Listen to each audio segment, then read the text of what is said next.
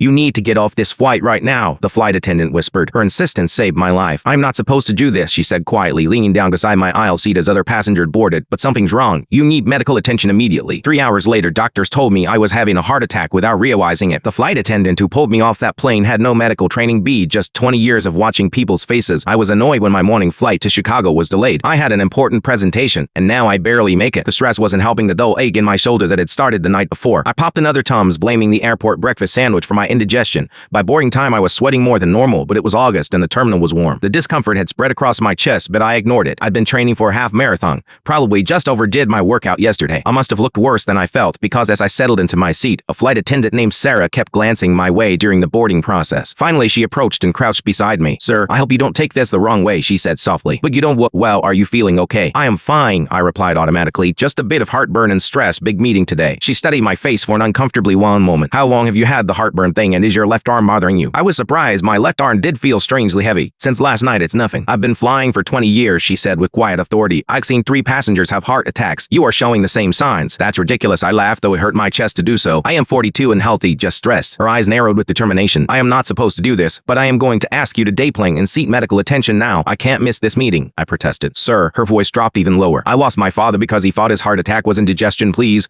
I'll help you book your flight if I am wrong. Something in her eyes, my certainty beyond professional concern, made me listen. Embarrassed but strangely relieved, I gathered my things and followed her off the plane. The airline called paramedics, who found my blood pressure dangerously high. At the hospital, test confirmed I was experiencing a silent heart attack, one with symptoms easy to mistake for less serious problems. If you'd been at 30,000 feet when this progressed, the choreologist told me, we might be having a very different conversation now. 3 days and 1 stent later, I asked the hospital to deliver flowers to Sarah at the airline counter with them. I sent a note. You recognized what I couldn't see in myself. Thank you for making me miss that meeting. She visited me before my discharge. Still in her uniform, I asked how she knew when so many people, including myself, had missed the signs. It's not what people tell you, it's what they don't, she explained. You were compensating on sitting too straight, controlling your breathing too carefully. Most people in pain barred the area subconsciously. You kept adjusting your left shoulder when you thought no one was watching. She smiled slightly. Plus, you turned down a free drink voucher when I offered one for the delay. In 20 years, I've never seen a stressed business traveler refuse free alcohol. 2 weeks later, the airline's customer service called, expecting to hear a complaint about Sarah removing me from the flight. Instead, I asked to speak with her supervisor directly, who listened to my story in silence. She violated protocol, the supervisor admitted when I finished, but we're implementing her observation points in our training program next month. Sometimes the people who say this aren't doctors or experts. They're just perceptive enough to notice what we're trying desperately to ignore, and brave enough to speak up when it would be easier to stay silent. Sarah didn't just see a pale, sweaty passenger. She saw someone whose life was in danger, especially because he couldn't recognize it himself.